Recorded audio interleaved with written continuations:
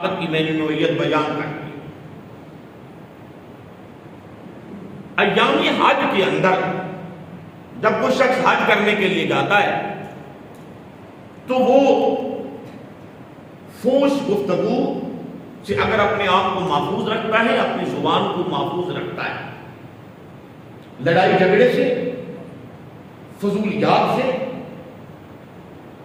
اور وہاں جا کر ایسی تجارت جو اس ملک کے اندر ممنوع ہو، اس ملک کے اندر ممنوع ہو، ایسی تجارت یا ایسے کام جو شریعت کے اندر منع ہے، ان سے جو شخص بچتا ہے، گالی گلوچ سے بچتا ہے، بد نگاہی اور بد نظری سے بچتا ہے حج کے دوران، ہر وہ عمل جس کی شریعت اجازت نہیں دیتی اس سے وہ بچتا ہے اور اپنے حج کے سفر کو وہ تمام کرتا ہے، یعنی حج کے سفر کو وہ مکمل کرتا ہے، تو اس کے لیے کتنی بڑی خوش قسمتی ہے وہ میں بعد میں عرض کرتا ہوں، مگر یہ عمل حج خود کتنی بڑے اعزاز کی بات ہے اور کتنا بڑا عمل ہے۔ تاجدار مدینہ صلی اللہ علیہ وآلہ وسلم سے حضرت ابو ہریرہ رضی اللہ تعالی عنہ نے سوال کیا، ان رسول اللہ صلی اللہ علیہ وسلم، حضرت ابو ہریرہ کہتے ہیں کہ حضور صلی اللہ علیہ وآلہ وسلم سے سئل، پوچھا گیا، ای العمل افضل، کہ سب سے افضل عمل کیا ہے؟ سب سے افضل عمل کیا ہے؟ میرے ساتھ بولا کریں، آپ بولتے نہیں ہیں تو پھر مجھے وہ بات بار بار دہرانا پڑتی ہے تاکہ آپ کی ذہن نشین ہو جائے۔ ای العمل افضل، افضل عمل کیا ہے؟ فقال، تو حضور صلی اللہ علیہ وآلہ وسلم نے فرمایا، ایمان باللہ ورسولہ، اللہ پر ایمان لے آنا اور اس کے رسول پر ایمان لانا تمام اعمال سے افضل عمل ہے۔ اللہ اور اللہ کے رسول پر ایمان لانا، یا ذرا رک کر عقیدے کی بات سنیے، نماز اس وقت تک عمل صالح ہی نہیں بنتا جب تک نماز پڑھنے والے کا ایمان اور اللہ کے رسول پر نہیں۔ حج اس وقت تک عمل صالح، عمل نیک بنتا ہی نہیں ہے جب تک اس عمل کرنے والے کا ایمان اللہ پر بھی کامل نہیں ہے، اللہ کے رسول پر بھی کامل نہیں ہے۔ کوئی عمل صالح اس وقت تک عمل صالح بنتا ہی نہیں ہے جب تک یہ عمل کرنے والے کا ایمان اللہ اور اللہ کے رسول پر پختہ نہیں ہے۔ اللہ کی بھی تمام صفات کے ساتھ، یہ بات قابل توجہ رہے، اللہ کی بھی تمام صفات کے ساتھ اور رسول اللہ کی بھی تمام صفات کے ساتھ، جیسے کہ حضور صلی اللہ علیہ وآلہ وسلم کی صفت ہے ختم نبوت، حضور صلی اللہ علیہ وآلہ وسلم کی صفت نورانیت، حضور صلی اللہ علیہ وآلہ وسلم کی صفت ہے کہ اللہ رب العزت نے حضور کو مالک بنایا، مختار بنایا، حضور صلی اللہ علیہ وآلہ وسلم کی صفت ہے کہ اللہ رب العزت نے مخلوق میں سب سے زیادہ عالم، علم والا آمنہ کے لال کو بنایا۔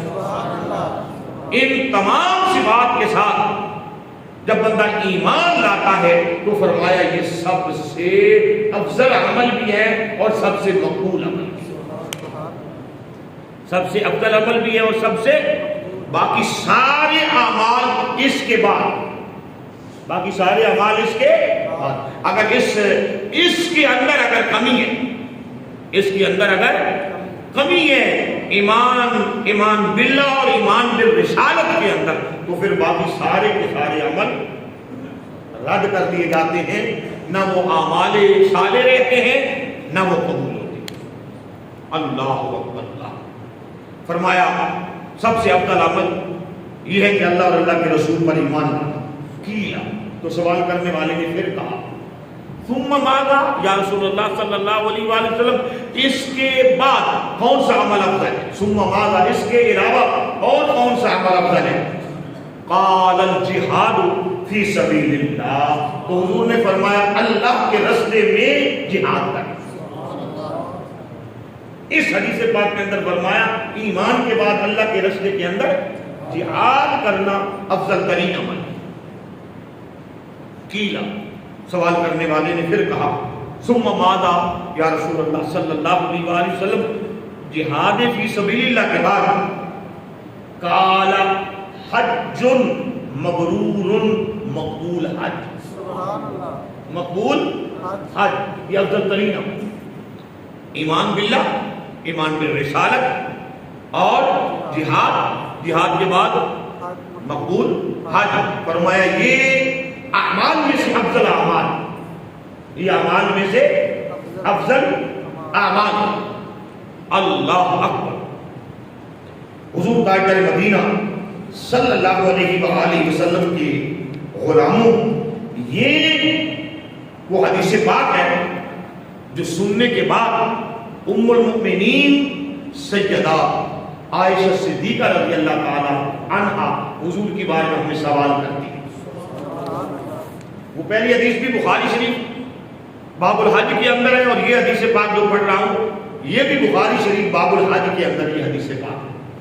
ام المؤمنین امی جان سیدہ عائشہ صدیقہ رضی اللہ تعالی عنہا آپ حضور تاجدار مدینہ صلی اللہ علیہ وآلہ وسلم کی بارگاہ بے کس پناہ کے اندر، بارگاہ نبوت و رسالت کے اندر، بارگاہ محبوبیت کے اندر ام المؤمنین عائشہ صدیقہ سوال کرتی ہیں ان عائشہ کا ام المؤمنین رضی اللہ عنہا انہا قالت، حضرت عائشہ صدیقہ رضی اللہ تعالی عنہا نے حضور کی بارگاہ میں عرض کی یا رسول اللہ صلی اللہ علیہ وآلہ وبارک وسلم، یا رسول اللہ صلی اللہ علیہ وآلہ وسلم، نرل جہاد افضل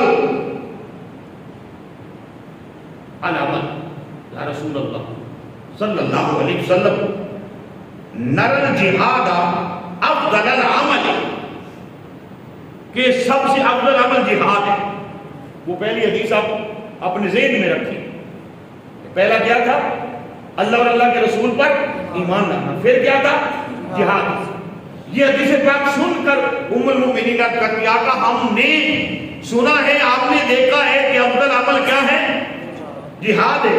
افلا نجاہد، ہم جہاد کریں تو پھر ہمیں کیا کرنا چاہیے؟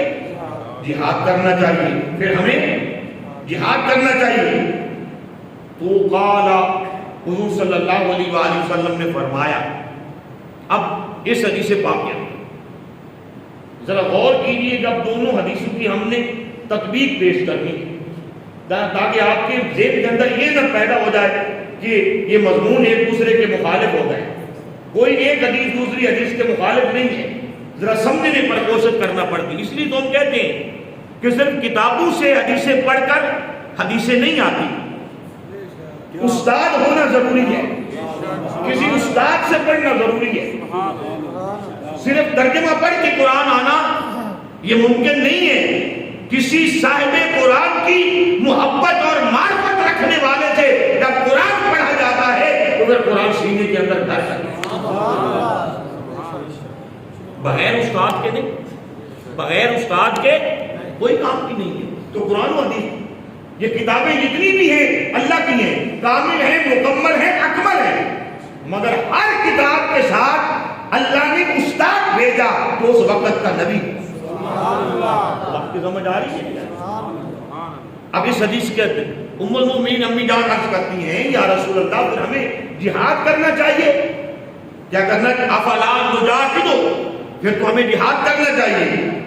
قال، حضور نے فرمایا لا نہیں، لیکن افضل الجہاد، افضل جہاد ہے، وہاں ہے افضل عمل جہاد ہے، یہی بات ہے۔ وہاں کیا ہے؟ افضل عمل جہاد ہے، اور یہاں ہے افضل جہاد۔ افضل عمل نہیں، افضل جہاد، یعنی جہاد سے بھی افضل عمل، افضل جہاد، مقبول جہاد، افضل جہاد مقبول جہاد فرمایا ولیکن افضل الجہاد حج مبرور، اللہ کی بارگاہ میں وہ حج جہاد سے بھی افضل ہے، یعنی افضل جہاد ہے وہ حج، افضل جہاد ہے جو اللہ اپنی بارگاہ میں بندے کو قبول فرمائے۔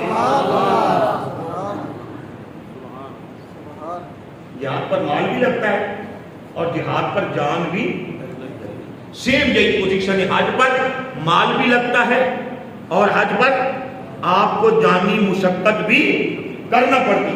فرمایا آپ نے جانی مشقت اس خلوص نیت سے کی اور آپ سے کوئی عمل ایسا صادر نہ ہوا، آپ نے کوئی عمل ایسا نہ کیا جو اللہ اور اللہ کے رسول کی ناراضگی کا سبب ہو، جس سے آپ شریعت کی حد کو توڑے، جس کی آپ کو شریعت نے اجازت نہیں دی، آپ نے وہ عمل نہ کیا، پیسہ بھی آپ کا حلال نہ تھا اور آپ نے حلال انداز میں یہ ایام حج کے گزارے اور اللہ رب العزت نے آپ کا حج قبول کر لیا، تو فرمایا یہ جہاد میں سے افضل جہاد ہے۔ کیا مطلب ہے؟ فرمایا یہ حج بھی ہے اور یہ جہاد بھی ہے۔ سمجھ آ رہی یا نہیں آ رہی؟ اب سمجھ آئی نا؟ اس حدیث کا مضمون پہلے والی حدیث کے مخالف نہیں ہے، یہ حج بھی ہے اور جہاد بھی ہے۔ فرمایا افضل ترین جہاد یہ ہے کہ تو ایسا حج کرے شریعت کے احکامات کے مطابق کہ تیرا رب قبول کر لے، تو یہ افضل ترین جہاد ہے۔ یعنی تمہیں حج کا ثواب بھی ملے گا اور تمہیں جہاد کا ثواب بھی ملے گا۔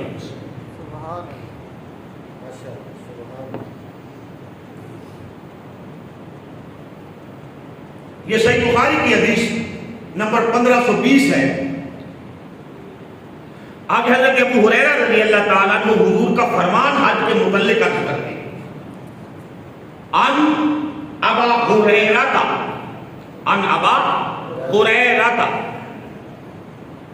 ان آ جائے تو پھر ابا ہریرہ ابو ہریرہ کو نہیں، ان ابا ہریرہ رضی اللہ تعالیٰ عنہ قال سمعت النبی صلی اللہ علیہ وسلم، ابو ہریرہ کہتے کہ ہم نے نبی صلی اللہ علیہ وسلم سے سنا، ہم نے نبی صلی اللہ علیہ وسلم سے سنا، یقول آپ کہتے تھے، آپ نے کہا من حج للہ فلم یرفث ولم یفسق رجع کیوم ولدت امہ۔ فرمایا ہم نے رسول اللہ صلی اللہ علیہ وسلم سے سنا، جس نے حج کیا اور اس شخص نے حج میں کوئی فحش کام نہ کیا، فحش زبان استعمال نہ کی۔ آپ دیکھ رہے ہیں یہ دوسری تیسری حدیث پاک کے اندر اور آغاز گفتگو کے اندر قبولیت حج کے لیے ضروری ہے کہ بندہ فحش کلامی نہ کرے۔ کیا ہے؟ فحش کلامی نہ کرے۔ حج جیسا مقبول عمل، اس کے اندر بھی اگر فحش کلامی ہو گئی تو اللہ رب العزت اپنے گھر میں بیٹھے ہوئے شخص کو رد کر دیتا ہے، اس کے حج کو قبول نہیں کرتا۔ اب حدیث پاک کے اس حصے کو میں دوسری حدیث پاک کے ساتھ ملا کر بیان کرنا چاہتا ہوں، سارے لوگ ذرا توجہ سے میری بات سنیں۔ آمنہ کے لال نے ارشاد فرمایا، تم اے میری امت، تم دو چیزوں کی ضمانت مجھے دے دو تو میں نبی تمہاری جنت کا ضامن بن جاتا ہوں، میں تمہیں جنت کی ضمانت دے دوں۔ آمنہ کے لال کا اتنا بڑا دعویٰ کرنا اور اتنا بڑا وعدہ کرنا امت کے لیے توجہ ہے یا نہیں ہے؟ ذرا آنکھیں کھول کے سن لیں۔ عرض کی آقا کون سی؟ فرمایا ایک وہ گوشت کا لوتھڑا جو تمہارے دو جبڑوں کے اندر ہے، اور ایک وہ جو تمہارے دو ٹخنوں کے اندر ہے، ان دونوں کی ضمانت تم دے دو۔ مطلب کیا؟ یہ جب بھی استعمال ہوں گے شریعت کے مطابق، زبان بھی حیا کا تقاضا کرتی ہے، اور تم حیا والے جب بن جاؤ گے ہر دونوں کے لحاظ سے، تو فرمایا یہ حیا تمہارے ایمان کے لیے بھی کافی ہے اور تمہارے جنتی ہونے کے لیے بھی کافی ہے۔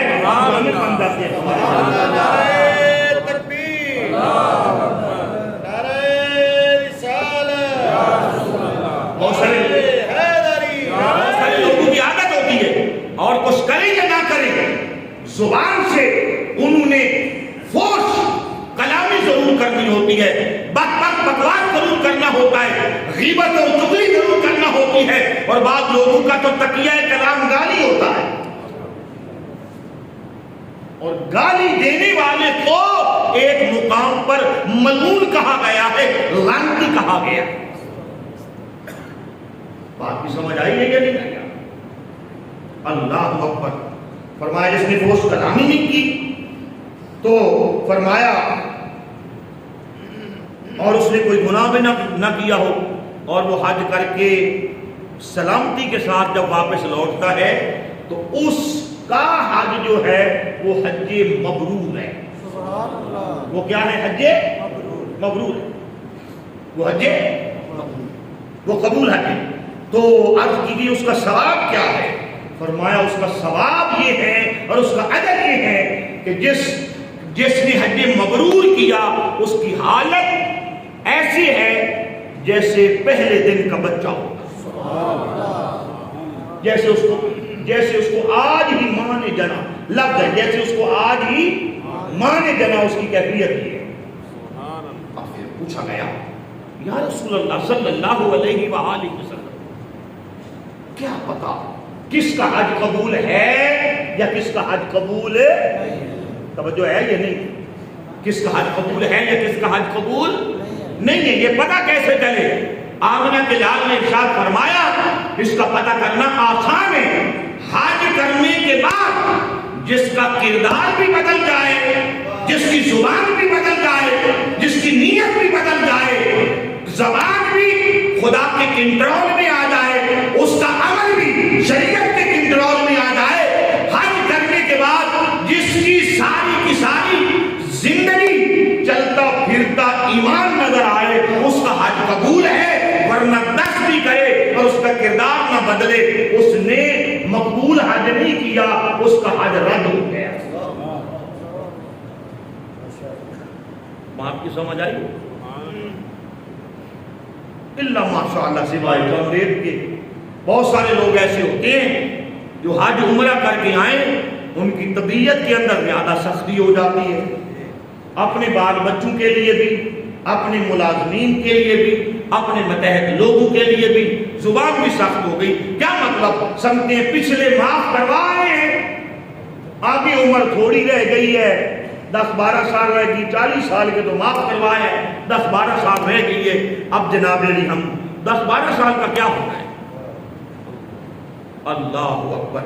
یہاں اس تناظر میں تاریخ کی کتابوں کے اندر ایک عظیم واقعہ موجود ہے، مجھے آپ اجازت دیں تو میں 2 لفظوں میں 2 منٹوں کے اندر مکمل کروں۔ ویسے بھی میرا انتظامیہ سے مشورہ ہے کہ جب شدید ترین گرمی کے مہینے ہوں تو پھر جمعے کا ٹائم بھی بڑھانا چاہیے۔ چلو مشورہ کرتے ہیں۔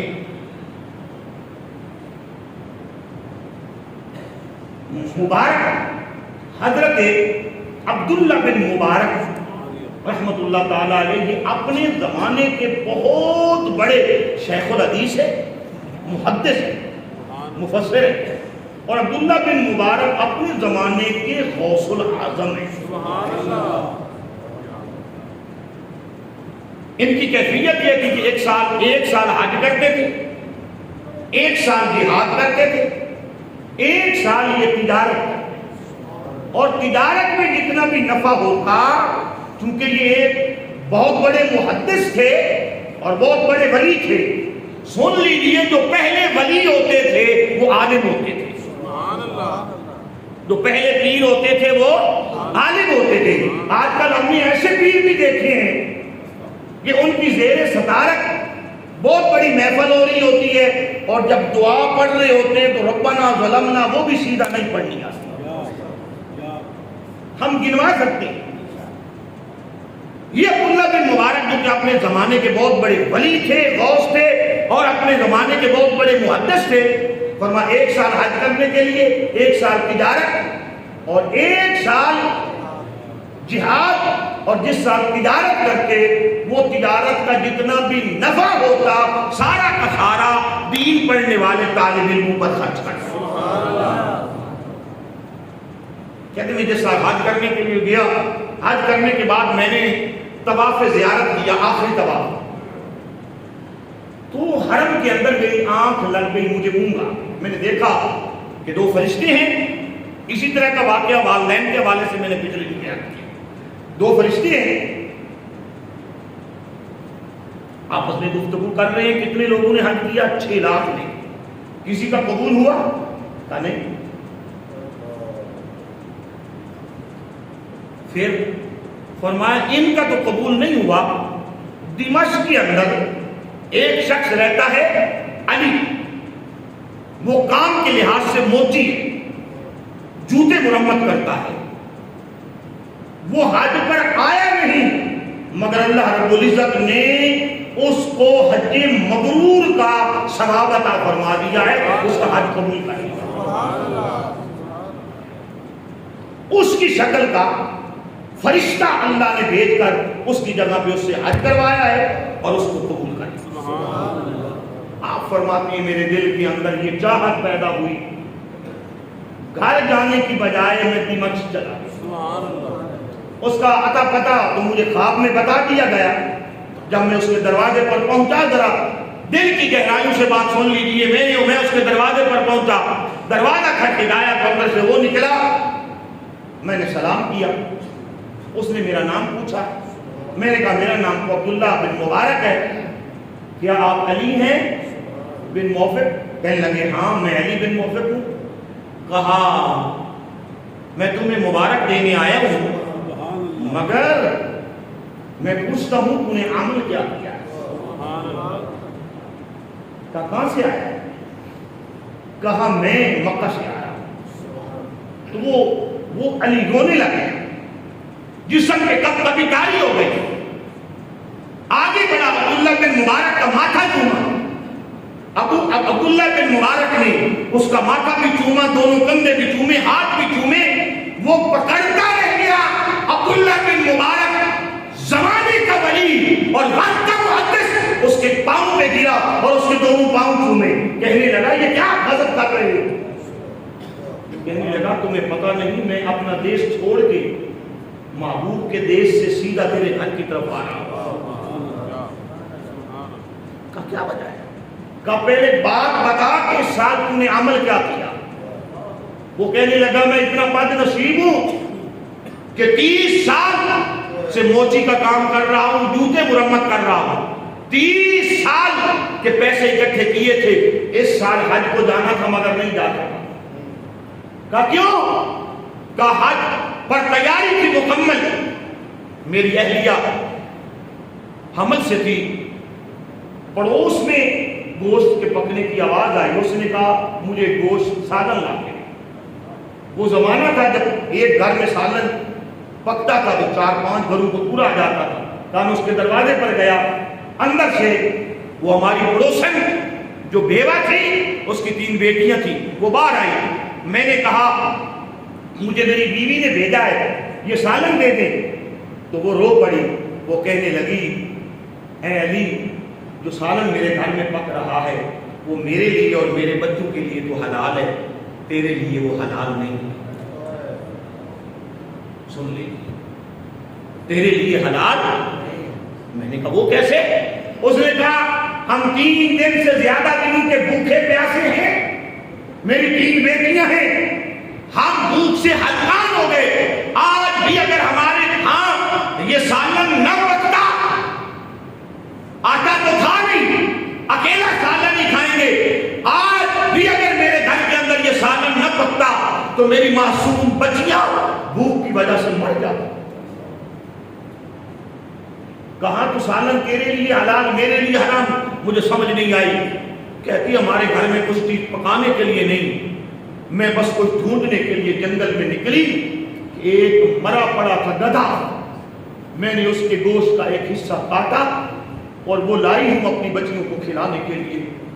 علی کہتے ہیں میرے پاؤں سے زمین نکل گئی, گھر گیا, وہ گتھلی اٹھائی, اس کے دروازے کے اندر رکھ دی, باہر ہاتھ باندھ کے کھڑا ہو گیا, کہنے لگا بہن میں نے حج کر کے کرنا کیا ہے, کہ میرے خالق کی مخلوق بھوکھی ہے, میرے نبی کی امت بھوکھی ہے. بس وہ پردے کے اندر تھی. اس نے کہا نہیں بھائی آپ حج کو جائیں. میں نے کہا اللہ کی عزت کی قسم میں اس سال حج کو نہیں جاؤں گا, اگر رب نے چاہا تو اگلے سال مجھے حج پہ بلا لے. میں نے سب کچھ وہ دے دیا. اے آنکھوں میں آنسو بہانے والوں ذرا غور سے سننا, کہا میں نے سب کچھ دے دیا اس کو, میں حج پر نہیں گیا.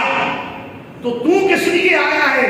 علی بن مبارک کہنے لگے اے علی میں تمہیں مبارک دینے آیا ہوں, تو حج پر نہیں گیا مگر اس سال 6 لاکھ حاجی گئے ہیں, کسی کا حج قبول نہیں ہے. تیرے نہ جانے کے باوجود اللہ نے تیرے حج کو قبول بھی کیا ہے, تمہیں حج کا ثواب بھی عطا کیا ہے. سبحان اللہ, تیرے اس عمل کی وجہ سے. حضرت عبداللہ بن مبارک کہتے ہیں انہوں نے یہ بات سنی تو اس نے سجدہ شکر ادا کیا. سجدہ شکر ادا کرنے کے ساتھ جب سجدہ کر رہا تھا تو سجدے میں کہنے لگا مولا میرے جیسا گندا انسان آئے, میرے جیسا گندا انسان گیا بھی نہیں, تو نے پھر بھی قبول کر لیا. وہ تیرے 6 لاکھ بندے گئے دھوپ پیاس برداشت کر کے, مولا تو ان کا حج بھی قبول کر لے. آواز آئی علی تیری دعا کے صدقے میں نے 6 لاکھ حاجیوں کا حج بھی قبول فرما لیا.